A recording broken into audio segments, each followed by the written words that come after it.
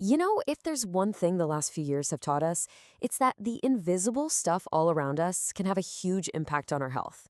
We've gotten really good at thinking about what we touch, but what about the air we're breathing? Especially indoors, where we spend like 90% of our time. Making that air safe isn't just a nice to have anymore, it's an absolute must. So the big question is, how do we actually do that? How do we set a new benchmark for safety in all our buildings? Well, that's exactly what we're going to get into today. We're going to unpack a really game-changing new standard called ASHRAE 241 and figure out what it means for the future of the air we all share. Okay, let's dive in. So here's the plan. We'll start with what this new standard actually is, then we'll look at the massive challenge it creates for buildings. After that, we'll get into the brilliant solution that's baked right into the standard itself, talk about some of the roadblocks, and introduce a really smart technology that's perfect for this. Then, we'll wrap up by looking at what this all means for your building's future. All right, first up, let's talk about the new rulebook that is seriously about to shake up how we approach indoor air quality. And here it is, ASHRAE Standard 241. The official title is Control of Infectious Aerosols. It was approved back in June 2023, and its goal is super clear. Set a much higher bar for cutting down the risk of airborne diseases spreading inside buildings. We're talking everything from offices and schools to hospitals. This is a huge deal. This quote just nails it. It really gets to the core of what makes this standard so smart. See, it's not just about, opening all the windows and blasting the fans. It's about finding that sweet spot, that perfect balance between top-notch air safety and doing it in a way that's sustainable and energy efficient. It's about being safe and smart. But finding that balance, that is a massive, massive challenge. Because this new standard isn't just asking for a little tweak here and there. Nope, it's demanding a huge shift that, frankly, most buildings just aren't ready for. And here's the heart of the issue. To hit this new level of safety, Standard 241 requires a gigantic increase in the amount of clean air moving through a room. And I'm not talking about a 10 or 20% bump. In some places, it's a mind-boggling 10-fold increase. Just look at this chart. It does an amazing job of showing you just how big this challenge is. Check out that column on the far right, the increase in rate ratio. For a place of worship, it's nearly 9 times higher. A convention center, almost 11 times higher. This isn't just moving the goalposts, it's putting them in a different stadium. So you might be thinking, what's the big deal? Just pump in more air from outside. Well, it's not that simple. Here's the catch. Just increasing the amount of outdoor air by a tiny 10% can make a building's HVAC energy use jump by 10 to 30%. Now, try to imagine what a 10 times increase would do. The energy bills would be absolutely insane. So this feels like an impossible problem, right? How on earth can you get 10 times more clean air without totally bankrupting the building on energy costs? Well, this is where the standard gets really, really clever. It introduces a new concept called equivalent clean airflow.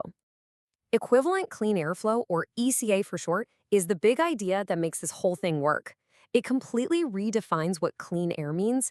It's not just about fresh air from outside. Instead, it's the total risk reduction you get from 3 things working together: outdoor air, really good filtration, and air disinfection. And that changes everything. The best way to think about it is like a recipe. This formula here shows you that you don't have to get all your clean air from a single ingredient like ventilation. Instead, it gives building managers the flexibility to mix and match. You can use a little bit of outdoor air, add in some powerful filtration, and maybe a dash of disinfection to hit that same safety goal, but in a way that's way more efficient. Okay, but even with this flexible new recipe, trying to use the same old tools we've always used, well, that creates some serious new problems. The traditional ways of cleaning air just can't hack it.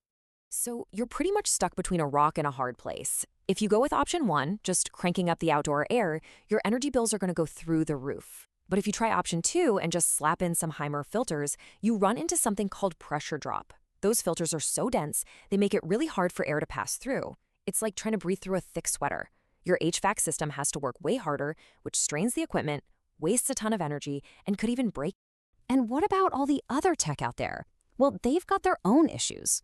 UV light is great for disinfection, but it does absolutely nothing to get rid of actual particles like dust or pollen. Plasma and bipolar ionization, same problem.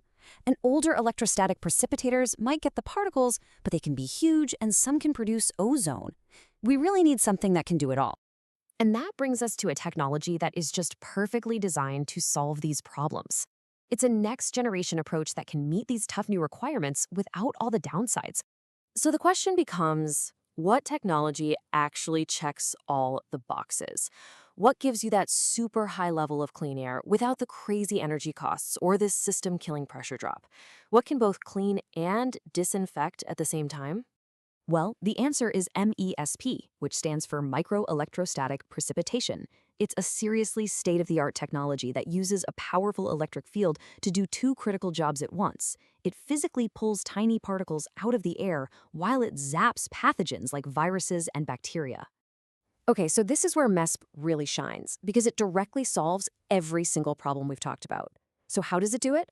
Well, instead of a dense, thick filter that gets clogged, MESP uses an electric field. As the air flows through, particles get an electric charge, and then they get stuck to collector plates. Think of it like a powerful magnet pulling in tiny bits of metal. This really open design is the secret sauce. It lets MESP achieve an incredibly high MERV 16 level of filtration without that high pressure drop that chokes an HVAC system. That means huge energy savings. And at the same time, that powerful electric field is deactivating viruses and bacteria. To top it all off, you don't throw the filters away. You just wash the collector plates and reuse them, which is amazing for long-term costs and the environment. It's the total package. Using a technology like MES to meet this new standard, it's about more than just checking a box. It's about fundamentally transforming a building from just a static box into a resilient, healthy, and responsive environment for the people inside. And let's be crystal clear, this is the new normal. As this quote says, Standard 241 is not just some friendly advice. It's a formal standard that's meant to be applied everywhere. This is the new baseline expectation for what makes an indoor space safe. And honestly, the clock is ticking. The standard got the green light in mid-2023, and we're in what they call a voluntary adoption period right now, but everyone expects it to be in full force by 2025. So for building owners and managers, the time to get a plan together is, well, it's right now. So when you boil it all down, here's what it means. Standard 241 is a massive shift in how we all think about health and safety indoors. It lays out a smart, flexible path forward, but it demands new thinking and new technologies to make it happen. So the only real question left is your building ready?